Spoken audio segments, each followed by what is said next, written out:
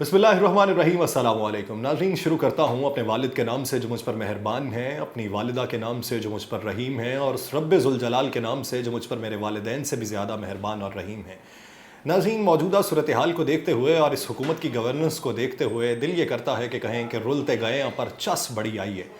जब ये अपोजिशन में मौजूद थे और हम भी पाकिस्तान तहरीक इंसाफ की उन पॉलिसीज़ को तनकीद का निशाना बनाते थे जिसने मुआशी गिरदाब में फंसाया, महंगाई की सतह को कुछ बुलंद किया, तो हम ये समझते थे और ये भी ये समझते थे, और वो कारकुनान जो पाकिस्तान मुस्लिम लीग नून, पाकिस्तान पीपल्स पार्टी या जमीयत उलमा इस्लाम फे के थे, वो ये समझते थे कि हमारे जो लोग हैं वो तजर्बाकार हैं, वो बाहुनर हैं, और वो जब इक़्तिदार में आएंगे तो पाकिस्तान की इस मुआशी कश्ती जो हचकोले खा रही है, इसको इस गिरदाब से निकाल लेंगे और साहिल पे ला खड़ा करेंगे।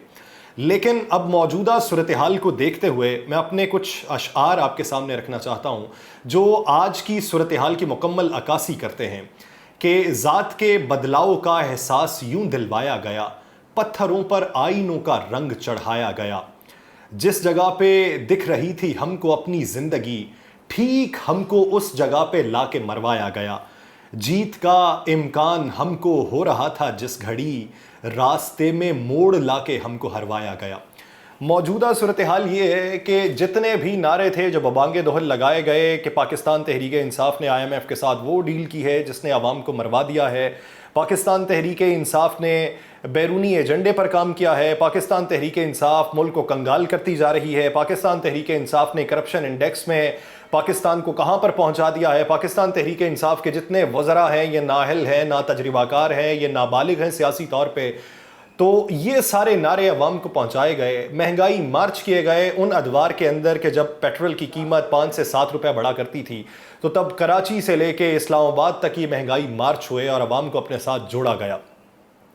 फिर पाकिस्तान तहरीक इंसाफ की हुकूमत तब्दील हुई और ये जो सियासी तजर्बाकार थे, जो सियासी बालिग थे, जो बसीरत रखते थे सियासी तौर पर, जिन्हें ज़ीरक सियासतदान कहा जाता था, वो बरसर इक़्तिदार आए हैं। और मुल्क की मुआशी सूरत हाल ये है कि तवानाई का बहरान पैदा हो चुका है जो पाकिस्तान तहरीक इंसाफ की हुकूमत में कम था। हालांकि पाकिस्तान तहरीक इंसाफ की हुकूमत में गैस की जो फ़ी MMBTU रेट थे उसको बढ़ाने की बात होती रही, लेकिन कभी वहाँ पर बहरान अगर देखा जाए तो इस हद तक नहीं था। अब तो सूरत हाल ये है कि गर्मियों के अंदर भी गैस की लोड शेडिंग हो रही है।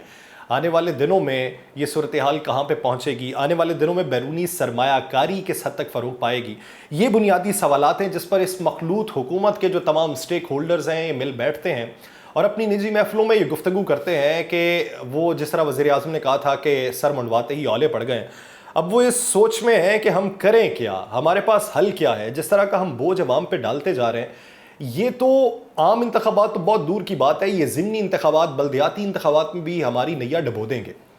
वो गांव का कोई चौधरी हो तो उसका मज़ारा अगर उसके पास आता रहे तो वो कभी कभार मज़ारा जो है वो चौधरी से अपनी मफलूकुल हाली का तज़किरा बयान नहीं करता, लेकिन जब वो दीगर मज़ारों के साथ जाके बैठता है तो वो बताता है कि चौधरी साहब की शान व शौकत तो इस वक्त उरूज पर है, मारा तो मैं गया हूँ, मारते ऐसी गए हैं, चौधरी साहब दकी जाना है। इस वक्त सूरत हाल ऐसी ही है। पाकिस्तान मुस्लिम लीग नून के रहनुमा हों, पाकिस्तान पीपल्स पार्टी के रहनुमा हों, या दीगर जो स्टेक होल्डर्स हैं, जो मखलूत हुकूमत के अंदर मौजूद जो जमातें हैं, उनके रहनुमा अपनी निजी महफिलों के अंदर ये बात करते हैं कि हमने पाकिस्तान तहरीक इंसाफ के ख़िलाफ़ इतना बड़ा मवाद इकट्ठा कर रखा था कि अगर हम इक़्तिदार में आएंगे तो हम इनके ख़िलाफ़ ये सारा मवाद अवाम तक पहुँचाएँगे और अवाम को बताएँगे। हम इनको, इनका जो चेहरा है वो मकरूह के तौर पे अवाम के सामने रखेंगे और अवाम की जो तमाम हिमायत है वो हम हासिल कर लेंगे। उनका ये कहना है कि हमारे गले में तो तौक पड़ चुका है, ये तो उल्टी हमारे गले पे पड़ चुकी है, हमारे पैरों में जंजीरें बांध दी गई हैं, हम चलने फिरने के काबिल नहीं रहे, हम अपने हलकों में जाने के काबिल नहीं रहे। लोग हमसे ये सवाल पूछते हैं, हम उनको क्या जवाब दें?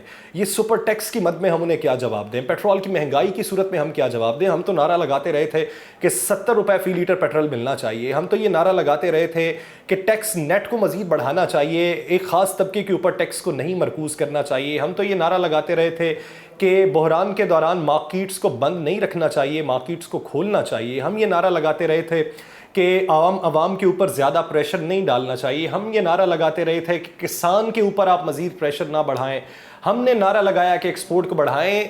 वो सारे हमारे नारे जो हैं वो दब चुके हैं, वो कारगर साबित नहीं हुए اب وہ سارے کا سارا کریڈٹ پاکستان تحریک انصاف لے رہی ہے اور وہ سارے کا سارا ذمہ ہمارے کندھوں پہ ہے. پاکستان مسلم لیگ نون کو بڑی پریشانی ہے. پاکستان مسلم لیگ نون کے بیشتر رہنماؤں نے پاکستان پیپلز پارٹی کے رہنماؤں سے یہ بات کی ہے اور گاہے بگاہے ان تک یہ پیغام پہنچایا ہے کہ جب کوئی پبلک ٹاک ہو, جب کوئی پریس کانفرنس ہو, جب آپ کسی سے بات کریں تو آپ ان ساری ذمہ داریوں کا بوجھ بھی اپنے کندھوں پہ لیں. یہ صرف ہمارے کندھوں پہ نہ آپ ڈالیں. آپ یہ فیصلہ نہ کریں, آپ یہ نہ کہیں کہ پاکستان مسلم لیگ نون کے وزراؤں کے پاس اس وقت بڑی بڑی وزارتیں ہیں, ہمارے پاس تو کچھ نہیں ہے, جو فیصلے کیے انہوں نے کیے. ان کا یہ کہنا تھا کہ اگر اقتدار ملا ہے اور اقتدار کے نتیجے میں کوئی سیاسی ہمیں پسماندگی کا سامنا کرنا پڑتا ہے, سیاسی نفرت کا سامنا کرنا پڑتا ہے, تو وہ حصہ سب میں بٹنا چاہیے. پہلے بات یہ ہوتی تھی پاکستان تحریک انصاف کی حکومت جو ہے وہ بیساکھیوں پہ کھڑی ہے, یہ بیساکھیوں والی حکومت ہے, یہ زیادہ چل نہیں پائے گی. اس وقت سٹیک ہولڈرز کم تھے. پاکستان تحریک انصاف کی جو اتحادی جماعتیں تھیں ان کی تعداد کم تھی, اس لیے نظام چل رہا تھا. اب موجودہ صورتحال میں سٹیک ہولڈرز بہت زیادہ ہو گئے. اب بٹوارہ, یہاں پہ بٹوارے کے اوپر لڑائیاں شروع ہوئی ہیں. اب یہ ہے کہ دکان ہم نے چمکا لی ہے, جو پرانی دکان تھی اس کے ریٹ بھی کم تھے, اس کے جو حصہ دار تھے وہ بھی 4-5 تھے. اب ان کے درمیان میں حصہ بڑھ جاتا تھا, جو گاہک آتے تھے وہ بھی کچھ نہ کچھ بات کرتے تھے کہ تھوڑی سی مہنگائی ہے, لیکن چپ چاپ چلے جاتے تھے. اب ہم نے دکان بڑی بنا لی ہے, شان و شوکت کے ساتھ بنائی ہے, باہر سے پیسہ اٹھایا ہے, کچھ لوگوں سے پیسہ منگوایا ہے اور دکان میں مال ڈال کے ہم نے دکان کا آغاز کیا ہے. لیکن سوچ بچار یہ ہے کہ پہلے حصہ دار کم ہوا کرتے تھے, اب حصہ دار زیادہ ہو گئے. حصہ دار زیادہ ہوئے ہیں تو حصہ بھی کم آ رہا ہے, اس کے ساتھ ساتھ مال بھی اب مہنگا مل رہا ہے, تو بیچیں گے کیا, کھائیں گے کیا. اب اس سوچ بچار میں ہے. پھر ان کا یہ ہے کہ اگلی جو دکان بنانی ہے وہ ہم تمام حصہ داروں نے مل کے نہیں بنانی, دکان جو بنائیں گے وہ علیحدہ علیحدہ بنائیں گے. اب آپ موجودہ صورتحال دیکھیے کہ جو لوگ ساتھ ملے تھے اور جن مطالبات, جن نکات کے اوپر انہوں نے حامی بھری تھی اور معاہدہ کیا تھا, مثال کے طور پہ MKM پاکستان, ان کا مطالبہ یہ تھا کہ مردم شماری کروائی جائے. ان کا مطالبہ یہ تھا کہ کراچی کے اندر جو شہری آبادی ہے اس کا حصہ زیادہ دیا جائے اور جو اندرون سندھ کی آبادی ہے اس کا کوٹا کم کیا جائے, کیونکہ ہمارے جو لوگ ہیں وہ پہلے حق رکھتے ہیں کہ کراچی کے اندر نوکریاں ان کو بلدیاتی اداروں میں ملیں. ان کا تیسرا مطالبہ یہ تھا کہ ہمارے جو دفاتر بند کیے گئے ہیں ان دفاتر اس کو کھولیے. ان کا چوتھا مطالبہ یہ تھا کہ گورنر کی سیٹ پہ ہمارے شخص کو لایا جائے. ان کا پانچواں مطالبہ یہ تھا کہ جو میئر کراچی ہے یا ایڈمنسٹریٹر ہے وہ ہماری جماعت سے ہونا چاہیے. یہ تمام ان کے مطالبات تھے. پھر اس کے بعد مطالبہ یہ تھا کہ صوبائی وزارتوں میں ہمیں حق دیا جائے, اس کے بعد وفاقی وزارتوں میں ہمیں حق دیا جائے. اب صوبائی اور وفاقی سطح پہ وزارتوں پہ تو حق ملے, K4 کے منصوبے کی بھی بات تھی. اب رفتہ رفتہ وہ مطالبات پورے نہیں ہو رہے, کیونکہ ابتدائی طور پہ جب یہ حکومت آئی تھی تو اس نے وقت مختص کیا تھا کہ 3 سے 4 ماہ ہم رہیں گے اور 3 سے 4 ماہ بعد ہم نے جو ترامیم کرنی ہے, جو قانون بنانے ہیں وہ کریں گے, کیسز ریزالو کریں گے اور پھر نئے انتخابات کا اعلان کر دیں گے. پھر بڑے چودھری نے مشورہ دیا ہے کہ آپ جو سسٹم ہے اس کو پورا عرصہ چلا لیں, پارلیمانی جو نظام ہے اس کا جو جمہوری وقت ہے اس کے مطابق اس کو گزار لیں, پھر اگلی بات پہ آ جائے گا. اب MKM سے اگر یہ سوال کیا جائے کہ آپ کے جو مطالبات تھے وہ 45 دن گزرنے کے باوجود بھی پورے نہیں ہوئے, تو پھر ہوا کیا ہے؟ 45 دن اگر آپ کے مطالبات پورے نہیں ہوتے تو پھر یہ کب تک پورے ہوں گے؟ تو ان کا یہ ماننا ہے کہ ابھی تو آغاز ہے, ابھی تو کچھ وقت چاہیے, وقت کے بعد. اب وہ اس سوچ بچار میں ہے کہ ہم عوام میں کیا نیریٹو لے کے جائیں گے. ہم نے تو PTI کا ساتھ اس لیے چھوڑا تھا کہ ہمارے مطالبات پورے نہیں ہوئے تھے, عوام مہنگائی کی چکی میں پس رہے تھے. ہم نے مطالبات یہ کیے تھے کہ مردم شماری نہیں ہو رہی تھی, ہمارے مطالبات یہ نہیں مانے گئے تھے کہ K4 کا منصوبہ شروع نہیں ہو سکا, ہمارے مطالبات نہیں مانے گئے تو ہم نے ان کا ساتھ دیا. اب اگر ادھر بھی مطالبات نہیں مانے جاتے, واپسی کا ادھر کا راستہ اختیار کیا جاتا ہے, تو جو تھوڑی بہت سیاسی ادھر پہچان ہے وہ بھی ختم ہو جائے گی. اب صورتحال اس نہج پہ ہے کہ کچھ رپورٹس تیار کی گئی ہیں کہ ہم نے پاکستان تحریک انصاف کے نیریٹو کو ختم کرنے کی بارہا کوشش کی ہے, لیکن اس کے باوجود جو ضمنی انتخابات ہیں, جو بلدیاتی انتخابات ہیں, اس کے اندر پاکستان تحریک انصاف کافی مضبوط دکھائی دیتی ہے. پنجاب کی اگر صورتحال دیکھیں تو رپورٹ پنجاب حکومت کے پاس جو موجود ہے, انہوں نے بہت زور لگانے کی کوشش کی کہ کم از کم 5 نشستیں جو ہیں وہ ہم نکال لیں گے. لیکن اس وقت جو صورتحال ہے 5 نشستیں بھی ملتی پاکستان مسلم لیگ نون کو دکھائی نہیں دے رہی. PTI اس میں بھی مضبوط دکھائی دیتی ہے. کراچی کے ضمنی انتخاب کی اگر صورتحال دیکھیں تو اس میں بھی جو ہونے والا ہے اس میں بھی PTI کی مقبولیت زیادہ دکھائی دیتی ہے. کراچی جو سندھ کے بلدیاتی انتخابات ہیں, اندرون سندھ پاکستان تحریک انصاف زیادہ مضبوط نہیں تھی, لیکن موجودہ صورتحال کو دیکھتے ہوئے پاکستان پیپلز پارٹی کے جو گڑھ شہر ہیں وہاں پر بھی پاکستان تحریک انصاف کی مقبولیت بڑھ رہی ہے. پنجاب کے اگر بلدیاتی انتخابات ہوتے ہیں تو پی ٹی آئی کی مقبولیت بڑھ رہی ہے. اب تمام چودھری جو ہیں وہ مل بیٹھے ہیں, انہوں نے یہ سوچا ہے کہ اگر صورتحال یہی رہی, پاکستان تحریک انصاف نے دوبارہ برسر اقتدار آ جانا ہے تو یہ ہمارے لیے بڑی پریشانی ہوگی.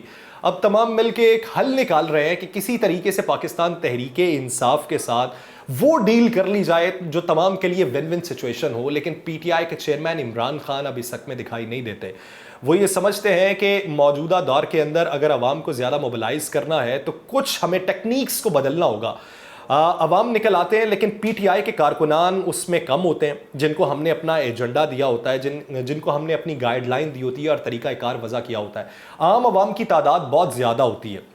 اب وہ عام عوام کو اس دائرے کے اندر لانا اور اسے منظم طریقے سے آگے بڑھانا, کیونکہ خدشہ یہ ہے کہ کوئی بھی بڑا اگر احتجاج ہوگا اس میں عوام کو نکالا جائے گا تو بہت سی تعداد عوام کی ایسی ہے جو دیگر پارٹی سے تو ہے لیکن ان کی ہمدردیاں اب آ کے پی ٹی آئی کے ساتھ ہو گئی ہیں. اگر وہ کوئی ایسا قدم اٹھاتے ہیں جو پی ٹی آئی کے سیاسی ساکھ کے مترادف ہوگا تو وہ پھر پی ٹی آئی کے نقصان میں جائے گا. اس لیے وہ میکانزم ایسا تشکیل دے رہے ہیں کہ کسی طریقے سے عوام کو ایک ایسے دائرے میں لایا جائے جس سے عام عوام جن کا تعلق دیگر پارٹی سے ہے اور وہ پی ٹی آئی میں آنا چاہتے ہیں وہ ایک منظم طریقے سے آگے بڑھیں اور پھر ایک کمپین کو لانچ کیا جائے. اب وہ کمپین کتنے عرصے میں لانچ ہوگی وہ تو وقت ہی بتائے گا, لیکن موجودہ صورتحال کے اندر پی ٹی آئی کی مقبولیت جو بڑھ رہی ہے وہ موجودہ حکمرانوں کے لیے پریشانی کا باعث ہے اور انہیں پریشانی سے نکلنے کا جدھر سے حل دکھائی دیتا تھا اب وہاں سے بھی کچھ اشارے ایسے مل رہے ہیں کہ جو بھی کرنا ہے اپنے سر پہ کیجئے. اب دیکھتے ہیں کہ اپنے سر پہ وہ کتنا عرصہ اقتدار پہ قابض رہتے ہیں. ناظرین مجھے دیجیے اجازت, اپنا خیال رکھیے گا, اللہ نگہبان.